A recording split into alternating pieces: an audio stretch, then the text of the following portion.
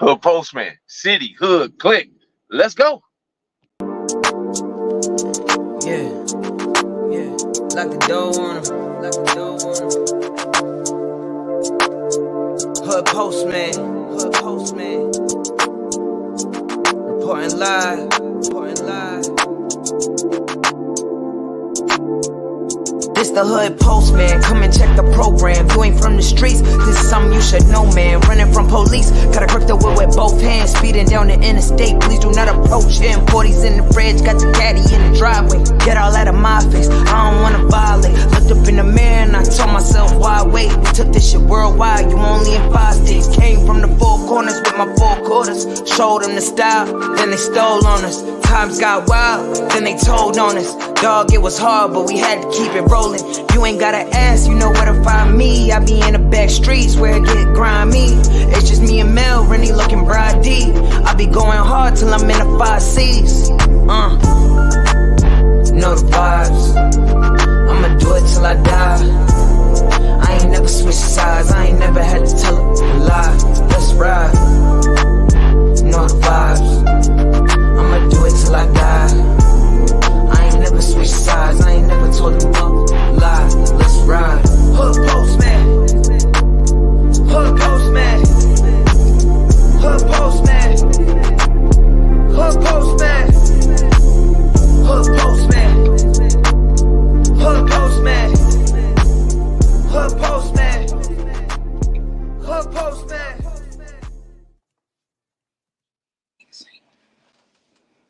Shout out to the Mailroom Nation and the Mailroom Goons. I am Professor Melly Mail, the Hood Postman.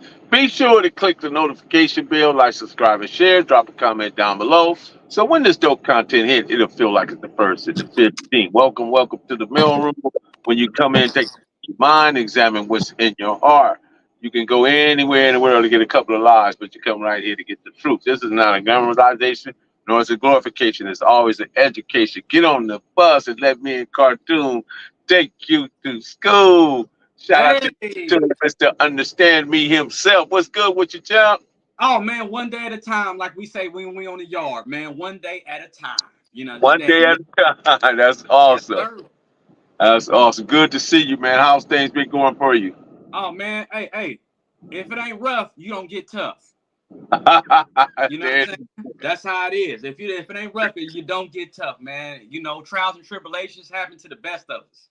Absolutely, man. I want to get into a little internet politics and street politics, and I just want to give a clear understanding of what that is and what it looks like, and also be aware that the deception and the internet trolls and also people are doing certain things for just likes. So let me get into this little open monologue. When it comes to the internet and the streets, I like to be insightful, Cartoon. But I do keep in mind that fake news and internet trolls can often hide behind anonymity. In other words, they're somewhere hidden. You don't see their face. You don't know who they are. You don't know where they're from, and none of that. And they use these things to spread false narratives and information and stir up trouble for just simple likes, which is unbelievable. But what's important, though, for all of us to be critical consumers. I need all of us to be critical consumers of information and fact check before believing and sharing a lot of this stuff that we see. We got to have online because, it's got to be transparency. It's got to be accountability. Those things to me are very key. And I want to add this to it too, Cartoon. What's behind the appearance is always the reality. Ooh. Hey, man. And it's like this, man. You know, all of us mostly have been in the penitentiary, man. And so it's do's and don'ts, that we all got in this life. You know what I'm saying? So when you hit that yard, you hit the yard of this is a black thing. This is a black thing. And whether I don't like you or not, I got to hop into your bullshit. And when I got to hop into your bullshit, that means I got a right to say something. And when I got a right to say something, that means, look, I don't care where you from. We all go back to, well, if this ain't your hood, you ain't got nothing to speak on. And that's one of the problems that we have on the streets. But when we get to the penitentiary, We got cars. But if I'm fighting with him, with another brother that I got a problem with, and let's say I let another race jump on him, and I say I don't like that nigga, I can't stand that nigga, and I let him get jumped on by another race. When I hit the yard, I got to get politicked on, right or wrong? Right. Right. So if I got to get politicked on, that means I done something wrong. And when you done something wrong, you got to come to the table. You got to come to the court. And so it's very messed up right now to where I see YouTube is going. It's hurting all the youngsters that's watching, because it's really only one show that we watching out there right now. You know, and I'm gonna be real with you, man. It's really only one show we watching right now, man, and that's the 600 in the Big U show. I'm just gonna keep it real, man. I gotta keep it real, man. You know, you know, one thing I feel about that whole situation, man, it was no understanding on either side. One thing I can agree on Big U is Big U said, look, man, Whack 100 was my partner first. Whack 100 helped me out in business and did this, right? But soon as he fell out with Whack 100, 600 stepped up and took the business on going down the line. Now imagine this. You got your big homie saying, look, this nigga talking about me, he badmouthed me, he's saying all the ups and downs, man, and I don't like the little homies messing with him. And then the little homie say, well, look, I'm doing business with him. When you was messing with him, it wasn't no problem, right? It wasn't no problem. But just understand that Big U saying, hey, yeah, it wasn't no problem, but he's talking about me, your big homie, and you my little homie, and you supposed to understand where I'm coming from. It's a beef going on, and you my little homie, you supposed to stand on my side, whether you like it, whether I'm wrong or right, whether you like it or not. How do you feel about that? I think that, you know, independently, that people grow up and they decide to be independent. They kind of like straddle the fence, right? They want to be independent, but at the same time, they want to utilize the might and the strength of wherever they came from. But at the same time, they don't want to be overindulged in the politic aspect of it, but they want that to stand behind them. But my thing is, from your perspective, how has the internet changed the way Damus and Keyways engage in today's politics? Money.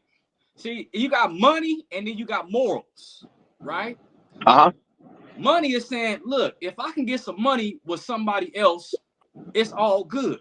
Because I mean, when I was serving dope on the streets, my homie told me one thing. He said, you gotta fuck with the enemies to get money. I didn't believe in that. It kind of messed me up a little bit when he said that. But then as I started getting older, I understood what he really was saying. He said, hey, nigga, I ain't saying a nigga that killed your homie, you supposed to fuck with. But if you can find somebody else on the other side that has some understanding about, hey, man, we just getting money. I got nothing to do with the beef with my hood and your hood. So we just getting money. And that's all I want to do. Is that good with you? Yeah, that's good with me. You ain't gonna set me up for a robbery? Nah, man, I ain't gonna set you up for no robbery or no lick. So right now, it's all about the money. And then some people are pushing the morals to the side. And that's the issue right there. And see, and rightfully so, a lot of those deals that you're talking about was discussed behind closed doors and discussed between those two individuals and never brought to the forefront about how their homies would feel about it and how they would interpret it. So a lot of these guys operate, again, straddling the fence. They only use certain aspects of the hood politics, but at the same time, it's almost like if it's a money grab, I don't want to bring all these dudes in because then I got to share the money with them. So let me put myself in position, and then at the same time, when I need them, I'll call them. And it's kind of like, to me, it's the spoon feeding, certain individuals to keep your status at where it's supposed to be. Or, again, I think there's too many backdoor deals going on in the Damo and Kiwi, and it's not necessarily blessing the whole tribe itself. So I want to add this component to it too. As hip hop began to grow, right? Mm-hmm. At one time, hip hop and all these guys that we now we talking about somehow is invested in hip hop, right? I don't care if you just doing a podcast or you speaking about hip hop or hip hop genre, all the aspects and what makes that business work and what don't make it work. But a lot of people have chose to put their hands in the hip hop because they saw it as a lucrative way to make money, right? So what happens, a lot of these guys go into these things not really knowing the full function of it. So they bring various aspects of streets, a little bit of intelligence, and then if they go read the book by Kashif, they can able put together more pieces together to understand how to navigate that world, right? But when I want to say to guys, right, in hip hop was one time used the gang culture as a backdrop to what they rapped about, right? Because there was plenty of content there. Nowadays, it has reversed. The rappers are more gang bangish, and they're more interested in going because we can see the Chris Browns and there's some individuals that Soldier Boy. He'll tell you he from Bompton, and I seen him when he did an interview with Breakfast Club, and he was telling he asked him where he's from Bompton. He's like, man, where's that? I thought you was from Florida. He said, no, I'm from Bompton. I thought he was from Atlanta. I thought he was from Atlanta. Yeah, but he stuck to his guns, He stuck to his guns on that. And that's what he believed, because he actually went to Fruittown and got a put on, Now, in terms of economics and how that helped Fruittown, I really can't say because I wasn't there. I can't speak to what did he do for those guys or what he didn't do. But I know this now. He just used it. It's almost like I paid for this. I can use it when I get ready to, and now I don't have to go back and pay homage. I don't have to do nothing.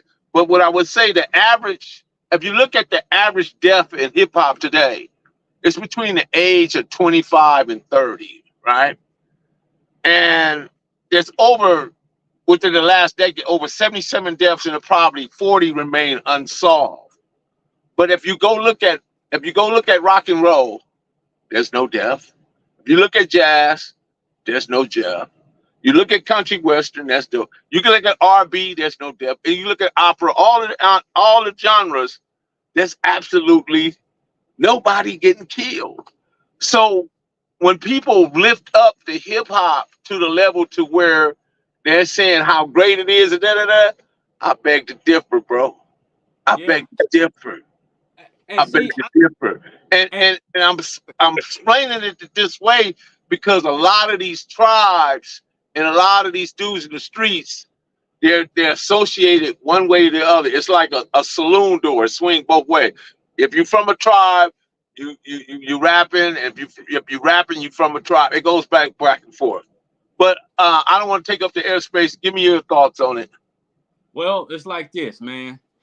Everybody that's from a hood got somebody, at least 5 young brothers around them that know how to rap.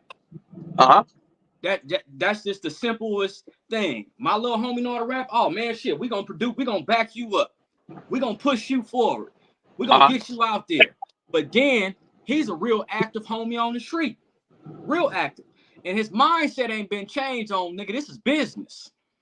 This is business. And so you need to take this as business. So now when niggas go to the show, the first thing they say is not they rap gang or not trying to introduce themselves as, hey, I want to hook up with you in the studio. The first thing they say, nigga, I'm from whoop wop, nigga. Because they get and they feel more important by saying the hood name than saying, hey, look, this is where I'm from, but we on this rapping shit. See, it all started from a mindset, and I'm gonna say this: who raised you? You know, who raised cuz and who raised blood? That's it. You know, who raised you? If you got some homies out there that raised you like this, hey, look, homie, if you want to go on this business, you're going to have some bumps and this and that. And you're going to have to know that some homies ain't going to like you going over here to the east side or the west side, messing with a red rag, you know what I'm saying? And you know we beefing with these niggas. Or messing with another blue rag, and you know we beefing with these niggas. You got to come holler at us and check in. But then on the other hand, it's like, nigga, I'm a rapper. Why should I check in on who he's rapping and he's rapping? Why should I check in? Cause the little homies don't fuck with them niggas. The little homies, you know, nigga, you gonna have hate. You gonna have hate from this side and that side, and ain't nobody gonna want to have your back at a show. And go ahead. And then go ahead. Nah, I'm just listening. I'm listening to you. So I'm gonna say this: out of everything we see, and when it comes to death in our community, there will be more people that come to see you on your back than when you were standing on your 2 feet. And look, and that's because you know why? Why? A lot of hoods have turned into cliques. You know, you got one person that's against another person. You got another person against another person. And then it turns into little cliques. And this one gang is 5 different cliques in one set. And then now, when it's time to pay respects to your homeboy, certain homies don't want to go because that one homie is leading the pack. He's the biggest wolf. He's the powerful wolf in the pack. So now he don't want to go to the homie look, he want to go to the homie funeral. And then some like this. Well, you know what? I was gonna go to that nigga show when it was popping, but I didn't like the nigga. But I'd rather go to his funeral and lay him sitting on his back because I know for sure he gone, and I know he can't talk shit to me. I know he can't really, you know, say what he want to say because we'll be fighting if he start talking shit. So it's more popular to go to someone's funeral than to see him saying like, damn, he up there. And then look, your girlfriend and your baby mama gonna say, well, why you ain't up there with him? Oh, you know that nigga don't like me. But why you going to his funeral? Shit, because I'd rather see him laid down on his back than standing on the stage and getting all this money, and he ain't gonna invite me to the function. You know, the thing that escapes me is just that, and I saw you making Band TV. I saw your comment on that on what's the solution. The solution is multifaceted. It's not just one thing, because what has to happen, we got to get together, whether we in Los Angeles, whether we in Baltimore, whether we in Dallas or Houston, whether we in Memphis, whether we in Atlanta, wherever we at, wherever a mecca of black people, we got to get together. And once we're able to do that, then we can move forward in fixing and correcting a lot of things. We got to come together as a collective first. So, I made this assessment analysis on many occasions that the only thing that black people seem to do together well is do the electric slide. We have problems in every other area because we don't like each other.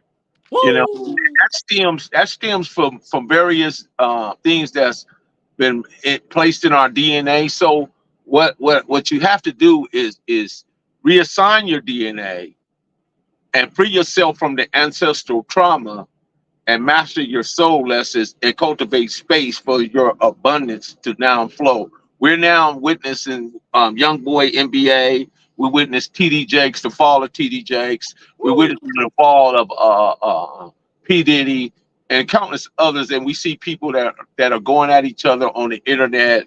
And, you know, at what end? What's the outcome? What are you guys looking for?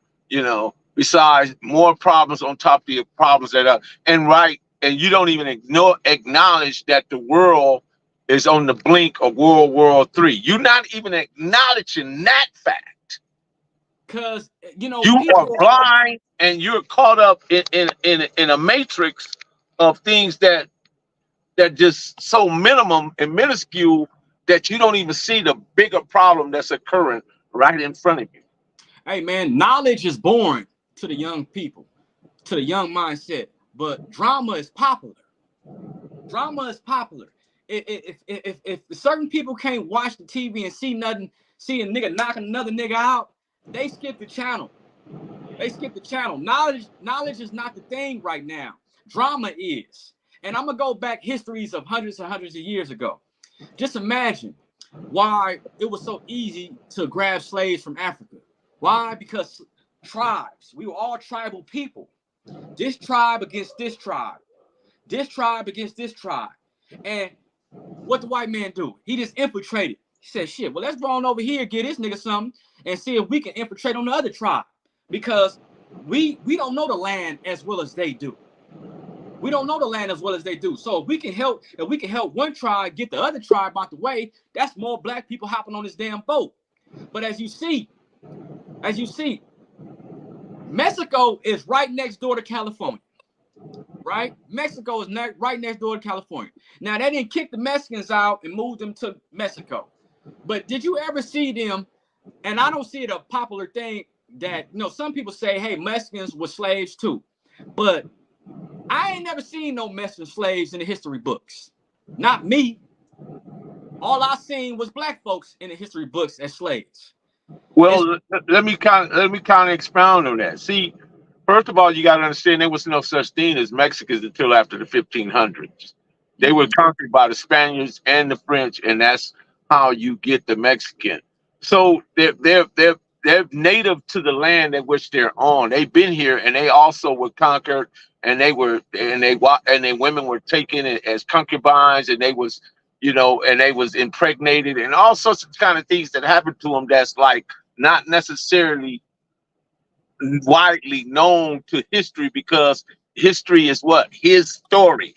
So when you got the United States putting out all the facts and telling the narrative, they don't necessarily, because they just recently went on ESPN and said that Caitlin Clark was the all-time leader scorer. But if you go look at it closely, there's two black women from the 70s and the 80s that scored more points than Caitlin Clark could ever score. So they paint narratives that are not necessarily are true, bro. And they've been doing this for quite some time. But that's why it's important for us to do research, to look at the facts, statements, the facts, the data, and get into and stop doing all this surface stuff. That's what's happening with the internet. The internet is a lot of surface chaos. It's actually mental confusion. So when you see brothers acting out on here and going at each other and calling each other out, you know, and I don't think that a lot of it, and some of it, and I'm not saying that all of it, but some of it is what is just a play, bro. Yeah, it's a play to get you some views. It's a play to get you some likes. And I'm not saying, and I'm not pointing this at particularly at anybody. So don't go assuming what I'm thinking and who I'm talking about or any of that. What I'm telling you is giving you the observable reality. Cheryl Miller, go. I'm giving you the observable reality based on, because I tell you guys, go quit listening to stuff. Go to blackdemographics.com and start looking at those numbers. Start looking at those facts and start looking at those numbers. Actually, there's 50 million black people in the United States. Man. And look, let me tell you this. We're more populated here than what they give us credit for. And then there's reasons why they do certain things, but yet we are our own worst enemies because we constantly battling over crumbs and minuscule things and things that don't necessarily mean nothing in the greater, larger world. But go ahead. I don't want to keep cutting you off. Yeah, well, it's like this, man, because I'm going to go down to the Hispanic. It's a guy called Lefty Gunplay, right? And he was on a YouTube show like we on right now. And he was on another person named Lucky YouTube show. Now, they bumped heads to where they got up and it was about to squabble, right? But they both of their crews said, hey, this is a Sereno thing, dog. So on the next interview, when Lefty got interviewed, they asked about what's the issue with Lucky.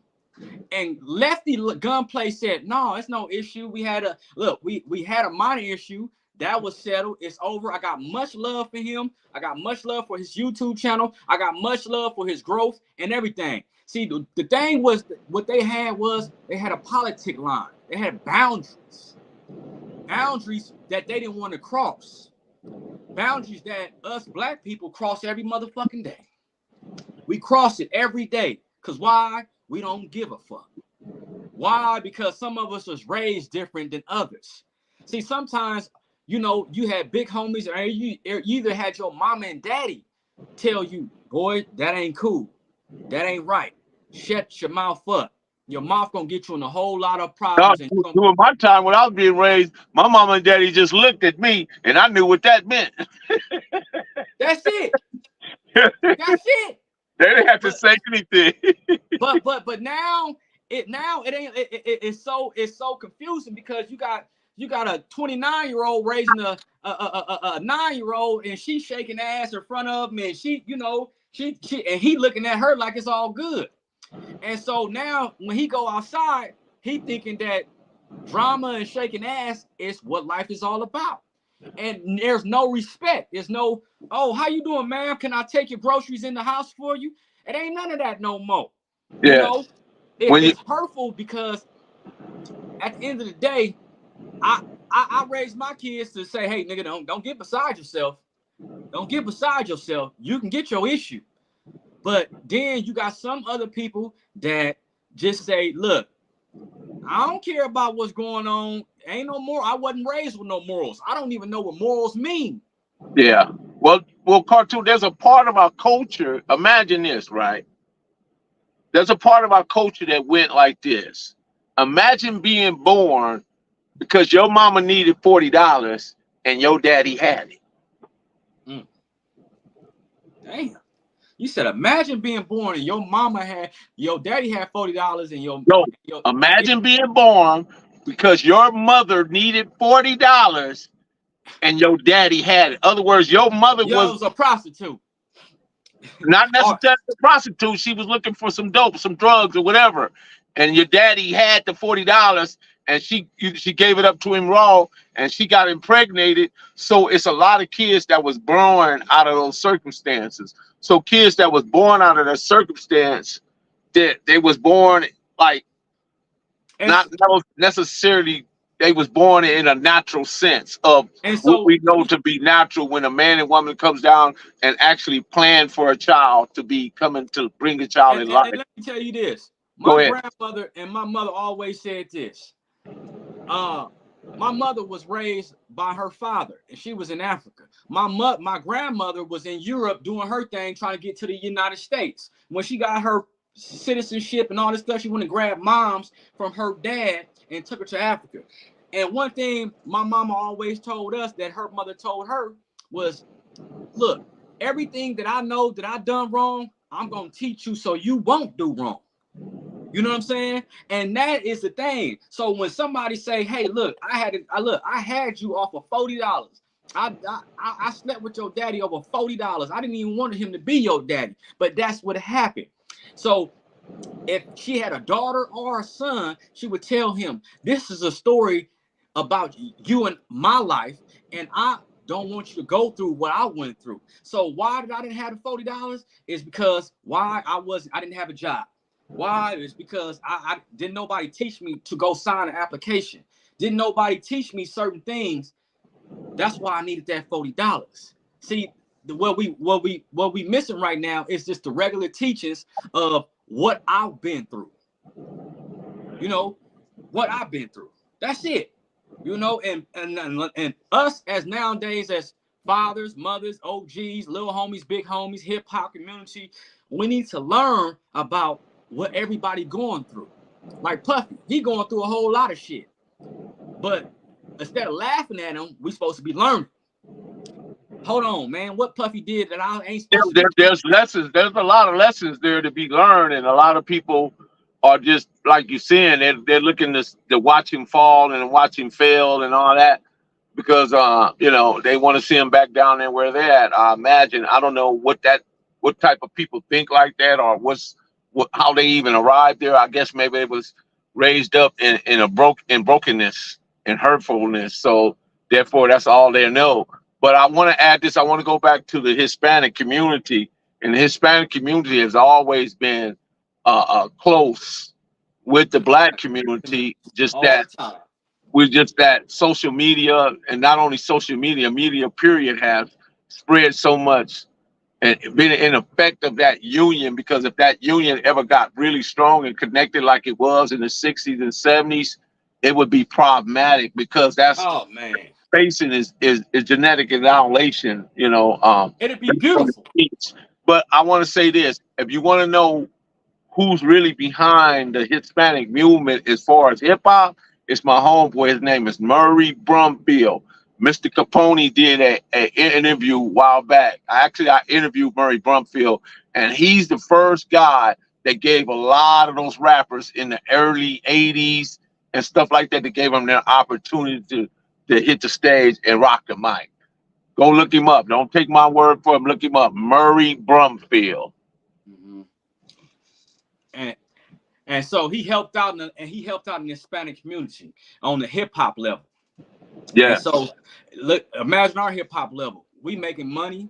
A lot of people are influenced by us. Hispanics are influenced by us, and we raised right next door to the Hispanics. I mean, when you wake up to the chicken in the back door, go go go go go, and you go to their parties because they invite you because you right next door, they got love for us. They got love for us, and I love the Hispanic community too. But the difference between the blacks and Hispanics is they got unity. We don't. Simple. And then we wonder why, and it takes time, because I'm gonna tell you like this: it takes time for the young black man to like snap in and say, you know what? Why am I hating my folks so bad? We got a whole gang banging community on the internet. I call them the KBG, keeping gangsters, right? We got a whole community of guys that just come to the internet and bang all day, all day. They're not in the physical sense, they're wherever they're at, but they're all caught up in the matrix of it, because they're emotionalized. They've been triggered by emotions, and it's not the fact that they don't know how to think, and it's not even, they don't even understand. The fact is they don't understand how to think. You know what I mean? They've been raised in a certain particular way to be emotionalized. Everything. Shout out to Big Dev. There go my guy. What's up, Big Dev?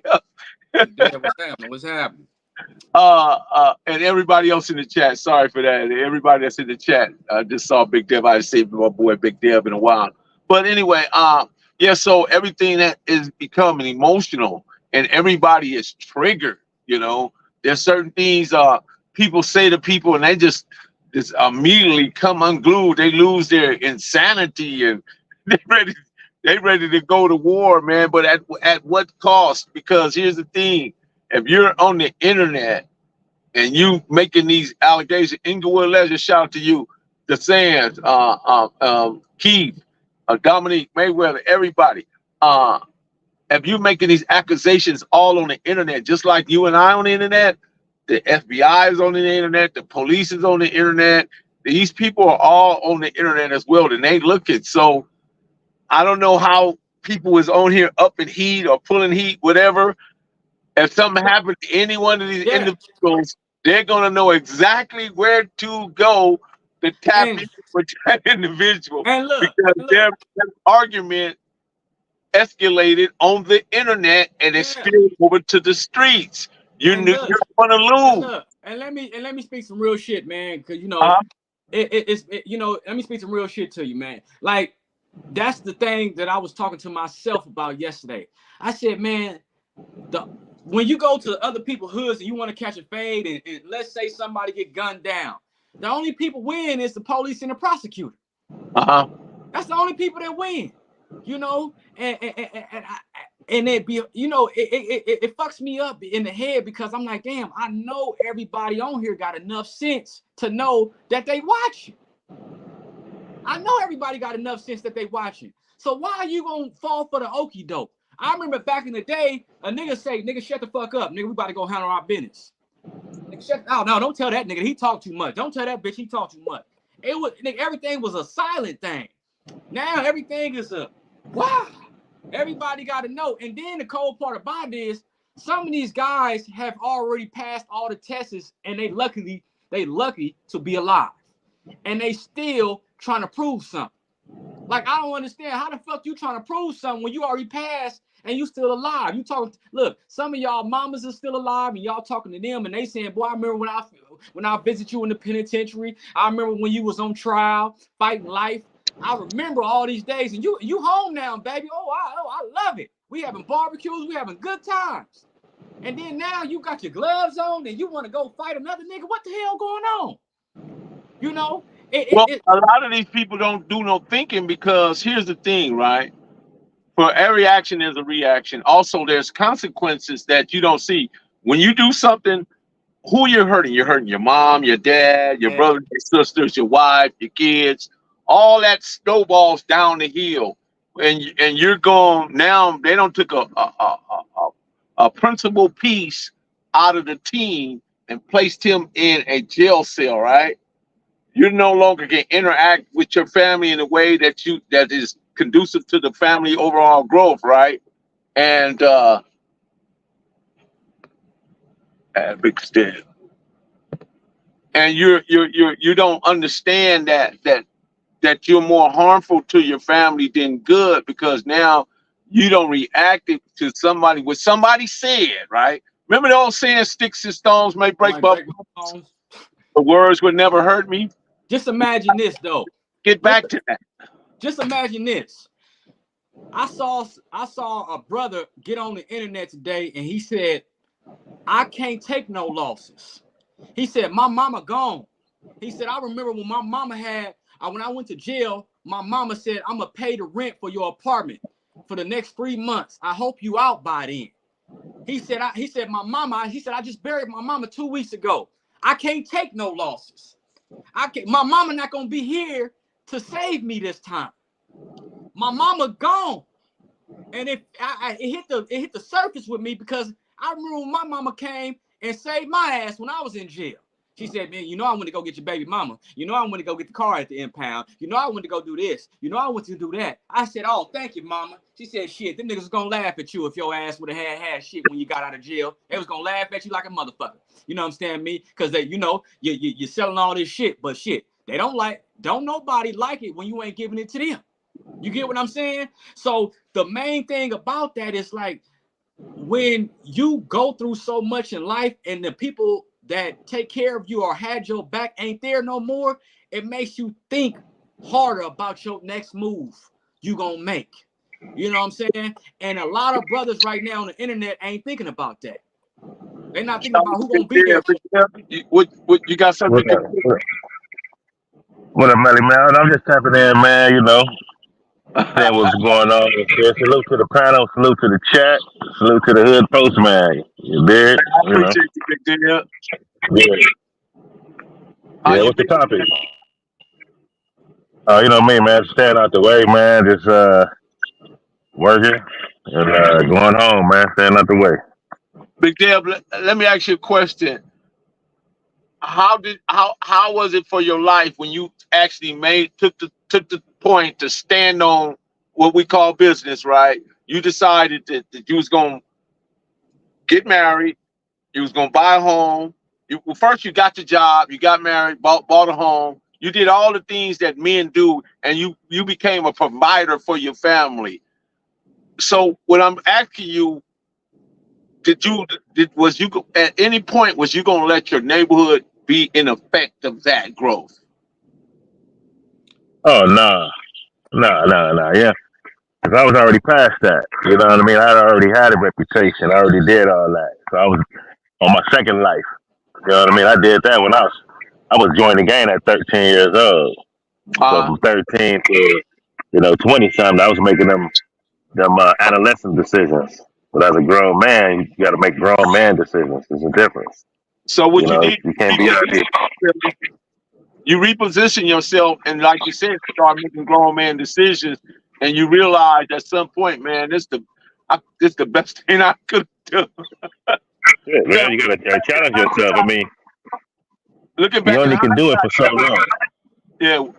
Again, looking back in hindsight, when you look at all these individuals dysfunction, and they're still dysfunction to this day.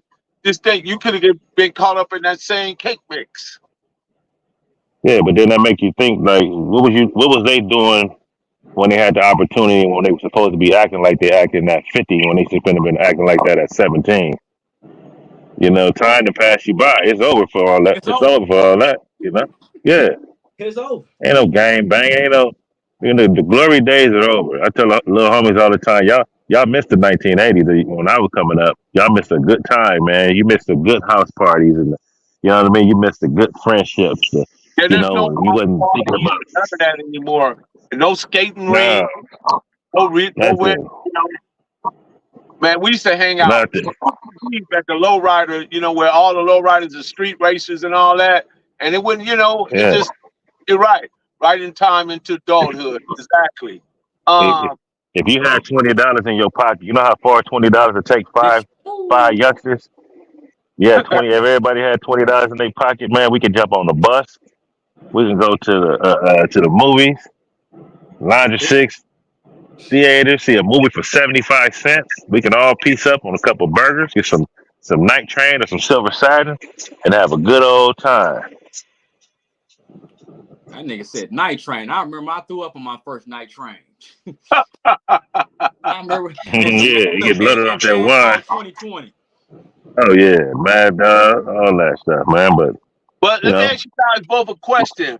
What what was the most dangerous era in your mind? If you think about the 70s, 80s, and 90s and today's time. And I'm gonna start off. For me, I think today's time, based on the dangers of the internet and people that are dying because of the internet. You got guys that are actually getting brought harm to them, and they really ain't gangbangers. They just internet In the gangsters or bathroom keyboard holding a pistol. gangsters or some stuff, or it just, and it's a lot of in-house stuff. There's no elements of threats outside your neighborhood. The threat is inside your neighborhood. What you guys think about that? Yeah, yeah, I believe right now is that's what I believe. I believe right now is because of the internet. See, now people can hide behind the screen, right? But if I can see you, I can remember your picture. Unless I went to school with you and you turned my enemy, and I know you was from Inglewood family, or I know you was from this side of stuff, then I knew you from Black school Warrior or stuff, Spirit. or the RTD bus. I knew you. I'm like, oh, that's that nigga right there. But nowadays, they can send your picture to another nigga that don't know you for jack no shit and be like, man, that's that nigga Melly Mel right there. Hold on, look on the phone right now. Yeah, that's that nigga right there. And Uh-huh. gun you the fuck yeah, down. I would have to say today too because back when we was gang banging as a youngster, we had respect. You know what I mean? We knew we knew who our man was. We wasn't shooting and firing no guns in the crowd of innocent people where kids was playing at. It wasn't no snitches just walking around in the hood freely, telling no motherfucker. And we didn't really have homies killing homies like that. That was like unheard of. You know what I mean? A lot Yeah, of the stuff that's going on right now was that was time, man, forbidden. when I was out there, I saw Pyrus with their family or their mother and father, man. I didn't say nothing. And I got Yeah, done you know what I mean? Yeah, my mom, and they didn't say nothing. yeah. Like when I told the story about the when we went to the car show, we ran into our worst enemies. It could have been bad for both sides, you know what I'm saying? But we stood down because it was kids out there. You know what I'm saying? The certain shit that you didn't do that was forbidden. You know what I mean? That went against the rules of engagement when you was out here really gang banging. Now it's like they don't care. You know what I'm saying? They own these drugs. They don't care. They're trying to get reputation, and you don't know who's who. You might have a little dude And with that's skinny jeans on. what they were saying. You know who was who because the uniform Yeah, was full effect. And let me yeah, say with a this. pink shirt on and to kill you. Go ahead. Go ahead. I ain't gonna cut you out. Go ahead. Finish you. I was just elaborating on what he was saying, like how people don't know Oh, you. You now could be wearing imagine all this. pink. Be a Yeah, killer. now imagine this, and this is a true story. I happen to be in the county, right? And we had beef with a nigga, man. We going back and forth, got back and forth. One day the nigga came to a party, he got hit, and he ended up having another, attempted murder case and another murder case on the side of this, right? So I finally end up going to the county a year later. He fighting a attempted murder and a murder. We end up going in the same motherfucking holding tank. He like, what's up, Tone? I'm like, what's up, my nigga? Shout What's out to the up? What band. you do? Right? So let me say this. he said one thing to me. He said, man, you know, old boy, man, from Woo Wop, man, that nigga telling on me. Now, all of us in the tank, we all shocked. We all shocked, like, he telling on you. And I agree with this man because I don't want to be told on. You know what I'm saying, me? I don't want to be told on because you know why? We all in active gangbangers. We all active gangbangers. So that one time, I was like, I feel you, homie. I respect you for telling me that. I didn't know the nigga was telling. He said, yeah, the nigga's coming to court against me. Woo wop, man. Y'all need to holler at that nigga. Huh? No, go ahead. Yeah, y'all need to holler at that nigga. You know what I'm saying, me? And that's when me and my enemy had saw eye to eye for the first time. Because when you been snitched on and you know the gang, you know the part of the gang, you like, nigga, how the fuck this nigga telling on me? And I felt him. And I respected him. And we know we've been cool ever since because when we gang banging, nigga, it's a code of honor, nigga. If whatever happens, whatever goes on, you don't tell. You know what I'm saying? Now today's time cartoon, they want to put it on the internet so somebody else can handle it because they're maybe too afraid or they don't want to handle it. They want to put a key in someone else's back, wind it up and that's why they put it on the internet because back in the 70s and the 80s, if you said somebody was telling on you and you didn't go do nothing about it, they whooped that behind. You understand? Yeah. If you grab a cell phone, if you grab a cell phone and you press record and you record yourself talking crazy and acting like you pushing a line on the internet and you post that on the internet, what does that say about your reputation as a Crip, Blood, or whatever you think you are? That's crazy to me. Yeah. I'm gonna say again, you cannot destroy a real dude's background or his influence in his neighborhood on the internet. You got to do that manually. You got to do that in his face, on the streets, or in the pen where that stuff was built at. Now you can go on the internet and say all this fly, slick stuff.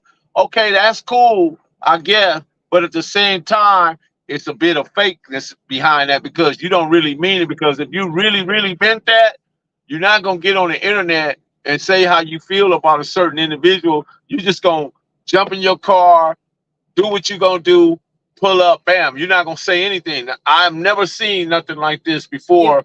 Yeah.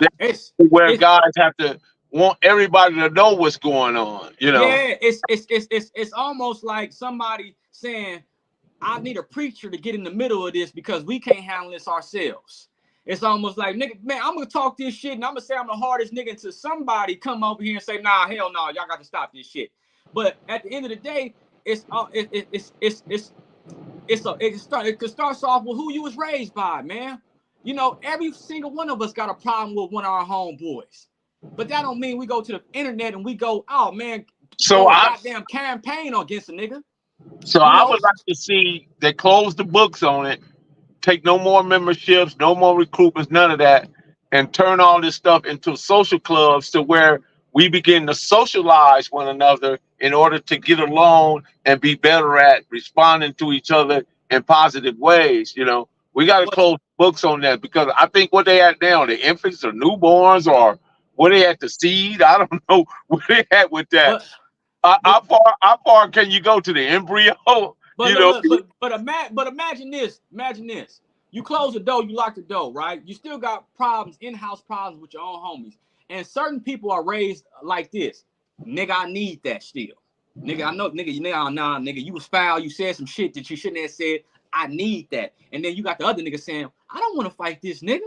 I ain't trying to fight the nigga. Yeah, I said what I said. But when you come to that meeting, you come to that OG cafe, you come to the hood postman, and you sit down and y'all got a table and y'all converse up, niggas coming in left and right. And then you got to holler at somebody because you got to get something off your chest. That's the issue that we having because a lot of people want to get shit off their chest and it turns into, I need that. I ain't going to blast you, but I need that. And that's the biggest issue that we got right now is everybody need that. What do they need? Seem like to me they need gas money, they need rent money, they need clothing, they need housing, they need food. I mean, I think those are needs right there, but I don't know, because listen, man, two things. There's those who read and write and those who fight and shoot.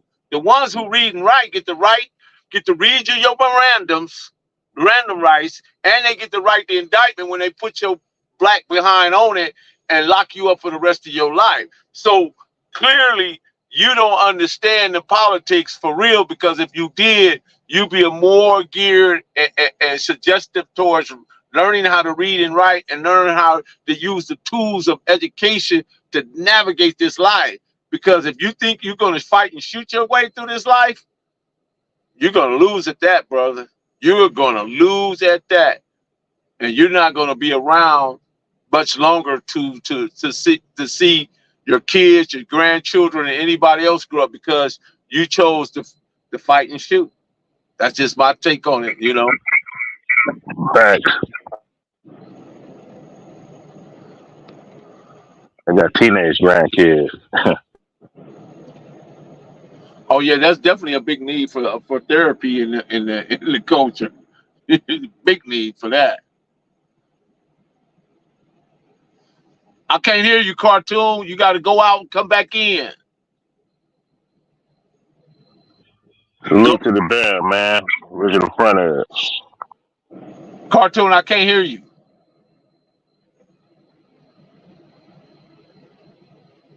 What? You got to go out. Yeah, there you go. Yeah, what you were saying there? No, I was just sending a shout out to the bear, man. Original front of it, man. The Bam is up in there. Yeah. I got Bam. He's going to tap in. I'll put the link in the chat.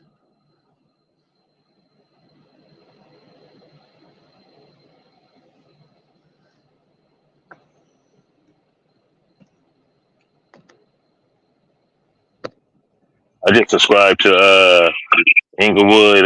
What's that? Inglewood Legends. His channel a couple of days ago. So salute to Inglewood Legends, man. Salute to the homie Petey Wack over there, man. Damn, I know Petey Wack, man. I know Shiny Boy. I know a lot of them non-Deuce Legend niggas. Yeah, that was because of my niggas, man. Tiny Lowdown, rest in peace. I know a lot of them niggas, man. But look. Yeah, what city you out of, Cartoon? Petey Wack. No, I'm saying, what city you out of? I'm right now. I'm out here in Vegas right now. He's from Big Deal. Oh, okay. Houston?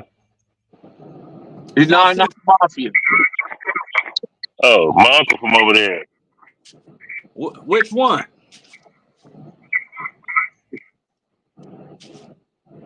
Hello, can you hear me? What they call that motherfucker? Damn.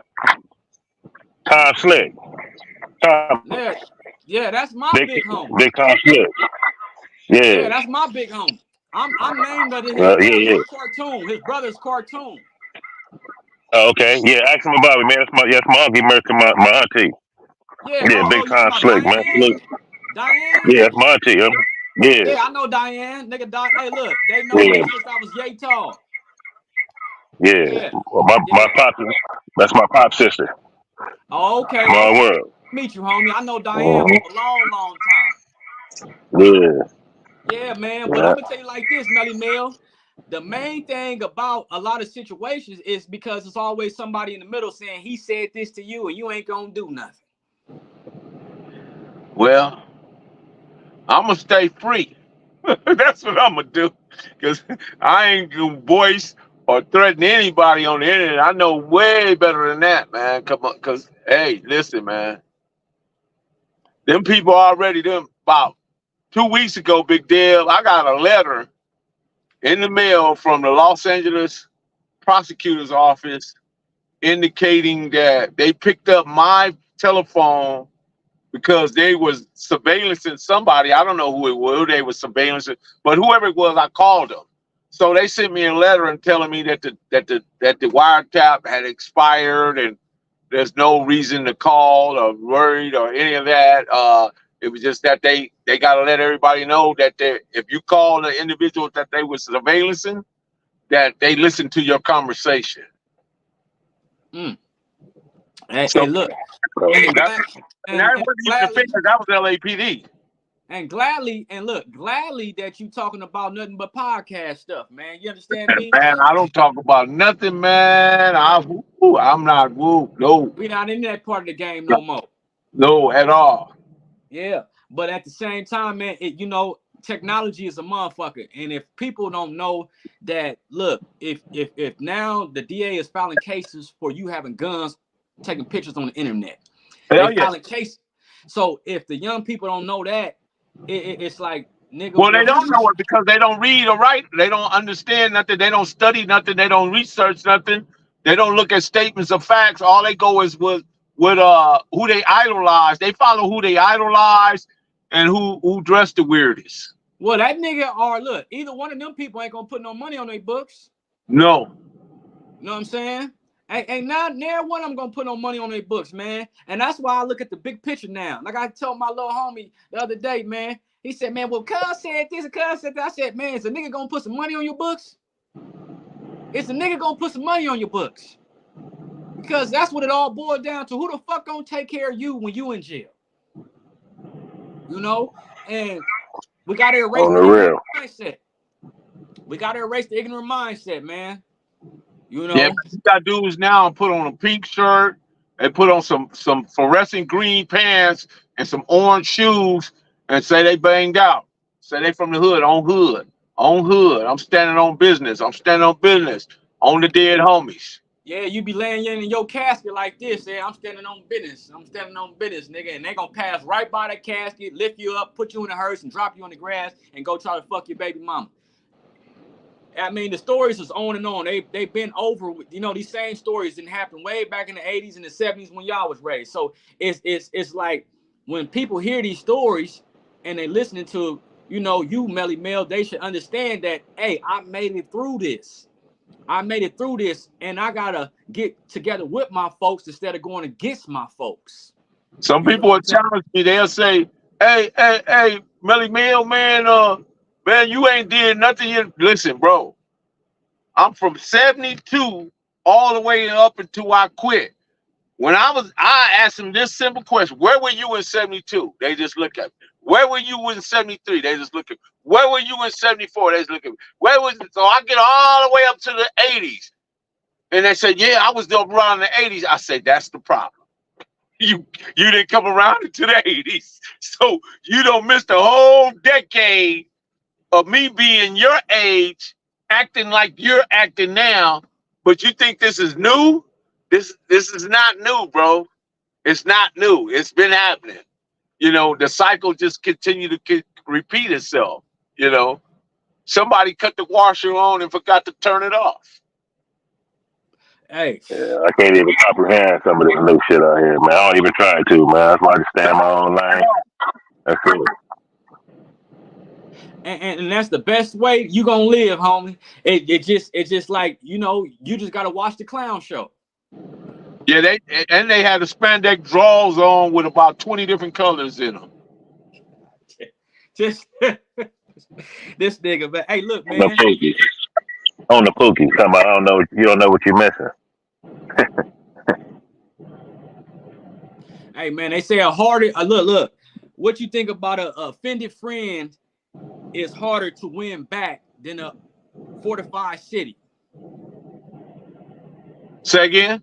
A offended friend is harder to win back than a fortified city. A offended friend. Offended. I got you. How do you feel about that, man? When you hurt your friend, you hurt somebody that you really love, but I think that's a true statement. Yep, because all trust is broken up. Once you lose trust and loyalty, it's over. It's hard to get that back, man. We might forget, but we'll never forget. Thank you. But see, look, and I'm gonna say this before I go, man. They say even fools are thought wise when they keep their mouth silent. Absolutely. Because here's the thing, right? If you see two people arguing and they going at each other, it's hard for you, the people that's watching, to determine which one is the fool. But if one is not saying nothing and the other one is all over the place, you can say, okay, that dude there, that's a fool. But But I right there. appreciate you guys jumping in with me on this day, Big Deb. Shout out to Big Deb. Man, Deb is in the mailroom. In the mailroom today. Hey, man, we got to get that hideaway interview up and going, man. Man, Let's we put got it together. Man, you know what, Deb? All we gotta do, man, we just gotta find time, get up, and go over there and do it, bro. You know, that's what we gotta do. That's what it comes down to. You know, Yes, sir. I gotta clear my schedule. You gotta clear yours because I know we both. It's just the most that we both so busy in our world of being husbands and fathers and grandfathers and also work. It don't be personal or anything. I understand you be busy and I'll be busy, but we live around the corner from one another, man. We can make that happen. There y'all go. Yeah, you already know. And y'all Okay. stay Yeah, safe. hey, man, look to you, bro, man. Good look, nice meeting you, homie. Nice meeting you too, You know what bro. I'm Stay saying? safe. Shout out to my nigga Lil Yak, man. Rest in peace, man. My Rest nigga in Willie peace, Cool, Lil man. Maniac. MIB Yeah, that was my all day. nigga, man.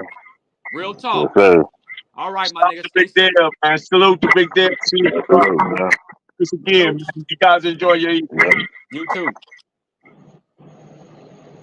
Shout out to the Mailroom Gation and the Mailroom Ghouls, man. This has been a great discussion. I just wish more people would catch on to the discussion and part and not be so lured by the messiness that's going on the internet. So many people are so dialed into just being part of the mess and the circus, but I don't like the circus, so I don't buy tickets to it. I don't, you know. The lion and tiger are more powerful than the wolf, but you never seen a wolf perform in a circus. With that being said, lock the door. Proof for grind all the time, baby. Yeah, Cali Finest, baby. Proof of grind all the time. Music money, got a dollar sign. Hub City. I'm a street nigga, streets fuck with me. I'ma keep pushing products till the fans get me. It's guap off top, diamond Cartier. That nigga wall won't give a broke bitch the time of day.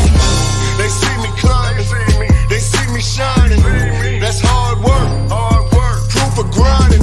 New money got me tipping in that 550. I leave bad man and I'm so pretty. I got that tech with me, that's my hater sprayer. Go big, grind now, nigga play later. What can I say? I'm addicted to this paper stacking, and I don't talk about it, I just make it happen. Word on the block is that my shit go. Freaks for the low. Marlena Williams, lock the door because we are gone.